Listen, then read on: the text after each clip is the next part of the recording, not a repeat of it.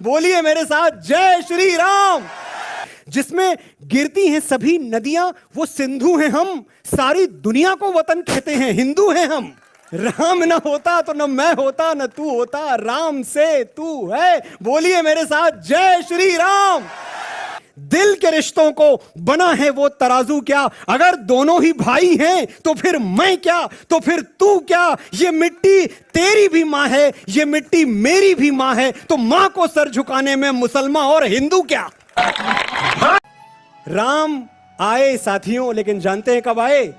जब सूर्य ना पूरब में था ना पश्चिम में, आकाश के बीचों बीच चमक रहा था। राम तब आए जब न सुबह थी न शाम, भरी दोपहर में आए। संदेश क्या था? संदेश यह था कि जब मानव योनि में जन्म लेके भगवान श्री राम को भी अथक संघर्षों से गुजरना पड़ा। देखिए, आप राम को सब कुछ मिला, ऐसा कुछ नहीं जो उनको नहीं मिला।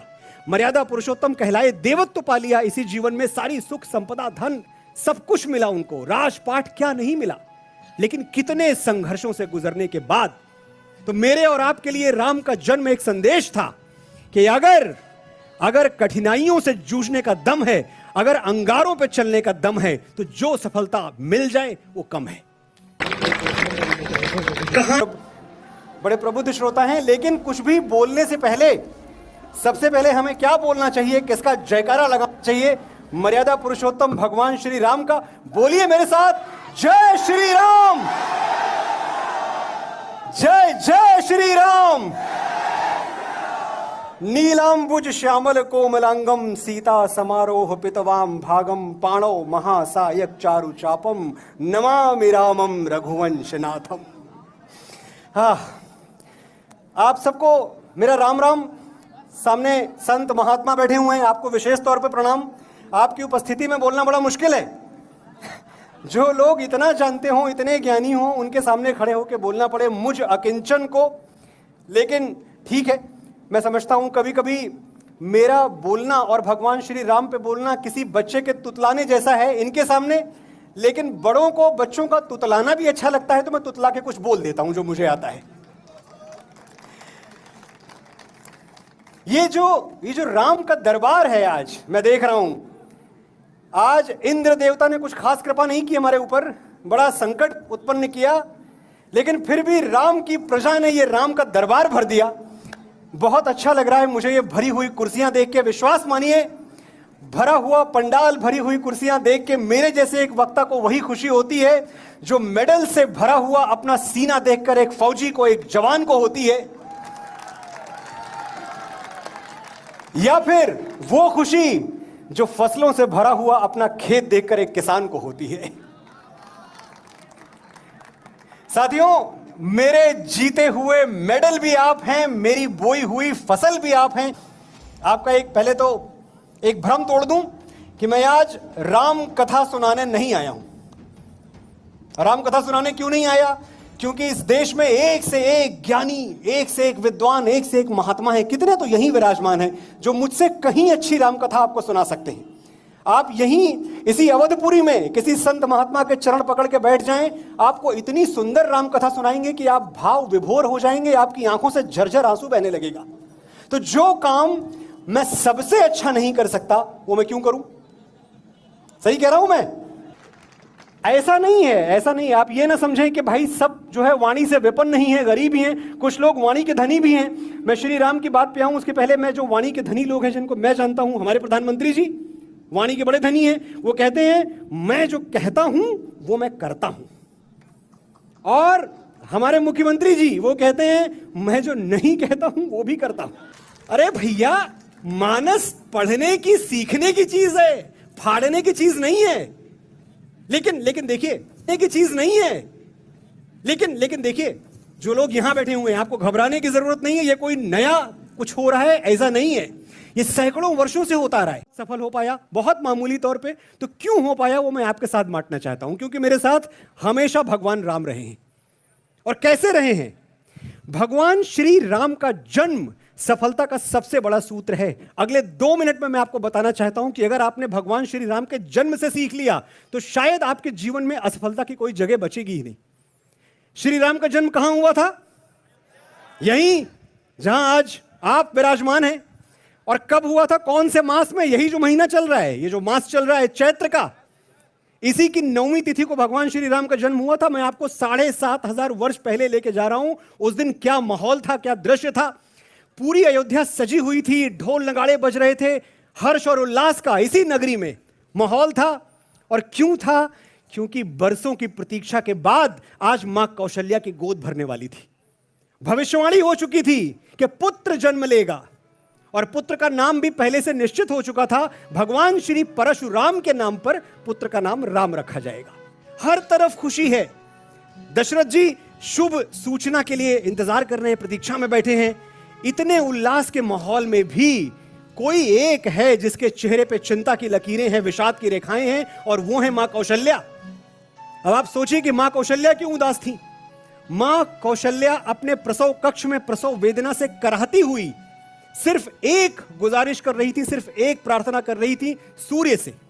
क्योंकि एक भविष्यवाणी और भी हुई थी, अगर बालक का जन्म दिन के पहले भाग में हुआ तो संसार का सारा यश, वैभव, कीर्ति, संपदा सब कुछ उसके चरणों में होगा। और अगर बालक का जन्म दिन के दूसरे भाग में हुआ तो दुनिया के जितने दुख हैं उसे सहने पड़ेंगे, दुनिया के जितने संघर्ष हैं उसे झेलने पड़ेंगे। राजपुत्र होकर भी वनवासियों की तरह जीना पड़ेगा, गृहस्थ होकर भी सन्यासियों की तरह जीना पड़ेगा। यह भविष्यवाणी हुई थी। मां कौशल्या अपने कक्ष से बाहर सूर्य की ओर देख रही हैं और मन ही मन वो राम जो आने वाले हैं, अभी आए नहीं हैं, उनसे कह रही हैं, हे राम जल्दी आओ, कहीं ऐसा ना हो कि सूर्य पूरब से पश्चिम की ओर निकल जाए और तुम्हारे भाग्य का लेख बदल जाए। राम आए साथियों, लेकिन जानते हैं कब आए? जब सूर्य ना पूरब में था ना पश्चिम में, आकाश के बीचों बीच चमक रहा था। राम तब आए जब न सुबह थी न शाम, भरी दोपहर में आए। संदेश क्या था? संदेश यह था कि जब मानव योनि में जन्म लेके भगवान श्री राम को भी अथक संघर्षों से गुजरना पड़ा। देखिए, आप राम को सब कुछ मिला, ऐसा कुछ नहीं जो उनको नहीं मिला। मर्यादा पुरुषोत्तम कहलाए, देवत्व पा लिया इसी जीवन में, सारी सुख संपदा धन सब कुछ मिला उनको, राजपाट क्या नहीं मिला। लेकिन कितने संघर्षों से गुजरने के बाद तो मेरे और आपके लिए राम का जन्म एक संदेश था कि अगर कठिनाइयों से जूझने का दम है, अगर अंगारों पे चलने का दम है, तो जो सफलता मिल जाए वो कम है। के तौर पे हम सुनते हैं, ये सब कहानियां हैं, हमने रामचरितमानस पढ़ी है, हम सब ने पढ़ी है, लेकिन अगर उनकी बारीकियां ना समझ पाए हम, अगर हम सिर्फ ये समझ ले कि हाँ ठीक है, हमारे महंत जी ने हमें कथा सुना दी, हम सुन के घर चले गए, कुछ तो और उसका सार होगा, कुछ तो और उसके अंदर गूढ़ रहस्य होंगे। वो रहस्य अगर हम समझ पाए तो भगवान श्री राम का जन्म एक इतना बड़ा संदेश था कि अगर आप सपने देखते हैं, अगर आप स्वप्न दृष्टा हैं, तो आपकी जन्मपत्री पर आपके जन्म का समय कुछ भी लिखा हो, लेकिन सच यह है कि श्री राम की तरह आपका जन्म भी दोपहर में हुआ है। लेसन आपके लिए यह है, पाठ आपके लिए यह है कि न हम सफर न किसी हमनशी से निकलेगा, हमारे पांव का कांटा हम ही से निकलेगा। आपको संघर्ष करना पड़ेगा। ऐसा थोड़ी होता है कि कोई समुद्र पे पुल बना दे। समुद्र पे पुल, राम सेतु, इस पे तो इतने प्रश्न पूछे गए हैं, लेकिन जब नासा ने वो फोटो खींच के दे दी सैटेलाइट से, एडम्स ब्रिज, चलो उन्होंने नाम दूसरा दे दिया, उनकी मर्जी, एडम्स ब्रिज कह लो, है तो राम सेतु ही, हम जानते हैं। तो जब फोटो खींच के दे दी, तब आज आप देखिए, तब की बात जाने दीजिए। बड़े बड़े विद्वान, यहां बहुत सारे बच्चे होंगे, बहुत सारे जो विश्वविद्यालयों में पढ़ रहे हैं लोग, एक से एक भूगर्भ शास्त्री, एक से एक आर्किटेक्ट आप बुला लीजिए, उनसे कहिए कि आज आपको एक पुल बनाना है भाई साहब, जो श्रीलंका को और भारत को जोड़े। आज की बात कर रहा हूं मैं, भूल जाइए, राम इतिहास थे, राम मिथक थे, सब भूल जाइए। आज अगर किसी को बोलिए कि एक पुल बनाना है श्रीलंका से लेके रामेश्वरम तक या रामेश्वरम से श्रीलंका तक, जगह कौन सी उपयुक्त है, विश्वास मानिए आज भी दुनिया का बड़े से बड़ा भूगर्भ शास्त्री एग्जैक्टली उसी जगह को उपयुक्त स्थान कहेगा जो बाबा वाल्मीकि ने रामायण में लिख दी थी कि यही बनना चाहिए। और क्यों कहेगा यह भी जान लीजिए, इसलिए कहेगा क्योंकि पुल बनाने के लिए दो बेसिक शर्तें हैं। पहली शर्त यह है कि शॉर्टेस्ट डिस्टेंस, सबसे छोटी जो दूरी है वो ढूंढनी पड़ेगी ताकि पुल छोटा बन पाए। जितना छोटा बनेगा उतना मजबूत रहेगा। जहां महर्षि वाल्मीकि ने बताया है कि पुल की आधारशिला यहां रखी गई रामेश्वरम में, यहां से शुरू हुआ और श्रीलंका में वहां पहुंचा। ज्योग्राफिकली आप देखें, मैप पे, नक्शे पे देखें, सिर्फ 32 किलोमीटर की समुद्री दूरी है भारत और श्रीलंका के बीच, सिर्फ 32 किलोमीटर। आज भी अगर आप खड़े हो जाएं इस तरफ, रामेश्वरम की तरफ, और मौसम साफ हो, तो आपको श्रीलंका में जलती हुई लाइट्स दिख जाती, इतना करीब है। दूसरी बात, कोई भी समुद्र शास्त्री आपको बोलेगा या आर्किटेक्ट बोलेगा कि पुल बनाने की दूसरी सबसे बड़ी कंडीशन यह है कि एक ऐसी जगह पे बनाया जाए जहां दो करंट्स का इंटरसेक्शन होता। तो मैं तर्क और तथ्य के आधार पे बात कर रहा हूं। देखिए, इस देश का दुर्भाग्य रहा कि हमने कसाब जैसे कसाई देखे, लेकिन इस देश का सौभाग्य भी रहा कि हमने डॉक्टर प्रोफेसर अब्दुल कलाम जैसे देव पुरुष भी देखे, जिन्होंने तारामंडल सॉफ्टवेयर पे सिद्ध कर दिया। तारामंडल, हां बेटा आ जाओ, तुम भी बोलो मेरे साथ, अकेला कितना बोलूंगा।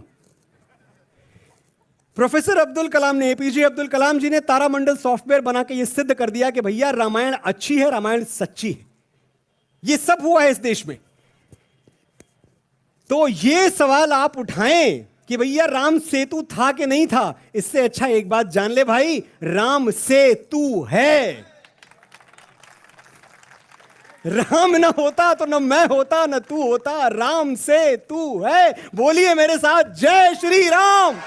एक ऐसे देश में है और एक ऐसे सनातन धर्म को मानते हैं जहां कोई बंटवारा ही नहीं है, जहां छोटा बड़ा माना ही नहीं जाता, कौन छोटा कौन बड़ा, कौन सवर्ण कौन वंचित, जिसमें गिरती हैं सभी नदियां, वो सिंधु हैं हम, सारी दुनिया को वतन कहते हैं, हिंदू हैं हम।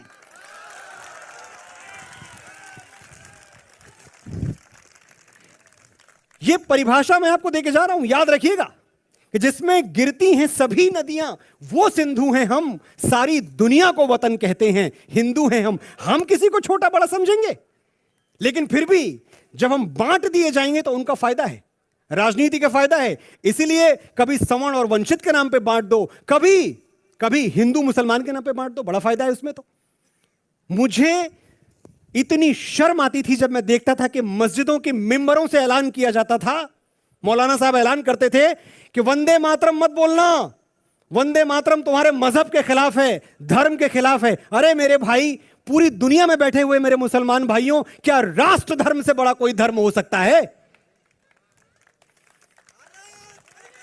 जय वंदे, वंदे मातरम नहीं बोलेंगे क्योंकि मजहब के खिलाफ है। और मैं कहता हूं आपको बहकाया जा रहा है, आपको बांटा जा रहा है। आपका जो फंडामेंटल राइट है, कुछ फंडामेंटल राइट हर किसी को मिले हैं, आप उसके लिए लड़ते हैं, right to happiness, right to dignified life, बिजली का हक, पानी का हक, एक अच्छी जिंदगी जीने का हक, ये फंडामेंटल राइट है ना। वैसे ही इस देश की मिट्टी को मां कहना आपका फंडामेंटल राइट है। आप उसे छोड़ क्यों रहे हैं किसी मौलाना के कहने पे? नहीं छोड़ना चाहिए।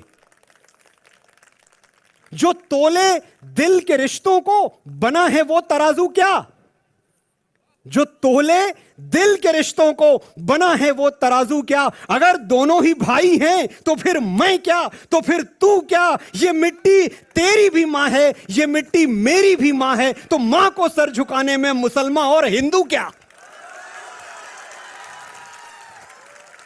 भारत माता की वंदे। लेकिन देखिए, दो परंपराएं आपके सामने हैं, मैं दोनों परंपराएं बताता हूं। एक सूर्यवंशी परंपरा है, एक बाबरी परंपरा है। सूर्यवंशी परंपरा क्या है कि दशरथ के 4 बेटे थे।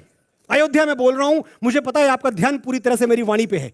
सूर्यवंशी परंपरा यह है कि दशरथ के 4 बेटे थे, राम, लक्ष्मण, भरत और शत्रुघ्न। एक बेटे को वनवास दिया गया, दूसरा बेटा पीछे पीछे चला गया जिसको वनवास हुआ भी नहीं था। तीसरा बेटा जिसको राज्य का सुख भोगना था, वो दल बल लेके, सेना लेके चला गया कि भैया वापस चलो, वो राज्य आपका है। और चौथा बेटा शत्रुघ्न, वो बैठा अयोध्या में आंसू बहाता रहा, प्रतीक्षा करता रहा कि मेरे भैया राम कब आएंगे। ये 4 भाइयों का आपस का रिश्ता है, उनका संबंध है। और जब भरत पहुंचते हैं और राम कहते हैं कि नहीं, मैं तो नहीं आ सकता क्योंकि मैं तो वचन दे दिया है, मैं वचनबद्ध हूं, लौट के नहीं जाऊंगा, पिता का वचन खाली नहीं जाने दूंगा। क्या करते हैं भरत?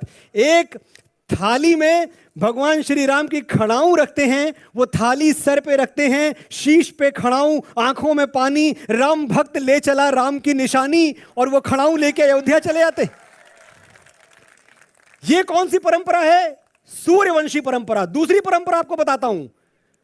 शाहजहां के भी 4 बेटे हैं, नाम मैं बताऊं आप बताएंगे। दारा, शुजा, मुराद, औरंगजेब। हिस्ट्री पढ़ी है सबने? पढ़ी है ना? 4 बेटे शाहजहां के भी हैं। औरंगजेब ने तख्त के लिए, तख्ते ताउस के लिए बाकी तीनों भाइयों को कत्ल करवा दिया। हुआ था, मैं गलत तो नहीं कह रहा हूं? बाप को जेल में डाल दिया, कैद खाने में शाहजहां को। और इस पर भी जब तसल्ली नहीं हुई तो एक थाली मंगवाई, उस थाली में दारा का कटा हुआ सिर रख के अपने बाप को, अपने पिता को, शाहजहां को पेश कर दिया कैद खाने में कि देखो ये है तुम्हारे बेटे का कटा हुआ सर। आप परंपरा का निर्वहन चाहते हैं, एक थाली में भगवान श्री राम की खड़ाऊं रखी हुई है, एक थाली में कटा हुआ सर रखा हुआ है। आप कौन सी थाली लेके अपने घर जाएंगे? मैं आपसे पूछता हूं, श्री राम की खड़ाऊं लेके जाएंगे या कटा हुआ सर लेके जाएंगे? ये 2 परंपराएं आपके सामने हैं। छोड़िए, मैं नहीं कह रहा, मैं किसी से ये गुजारिश नहीं कर रहा, किसी से ये विनती नहीं कर रहा कि आप हमारी तरफ आ जाओ। सनातन सबको आजादी देता है, अपने तरीके से जियो, लेकिन जो सही परंपरा है, जो सही बात है, उससे तो मत भटको। आप अपने घर में औरंगजेब नहीं चाहते, आप अपने घर में भरत चाहते हैं, आप अपने घर में राम चाहते हैं। क्या इसमें कोई शंका है? नहीं है ना?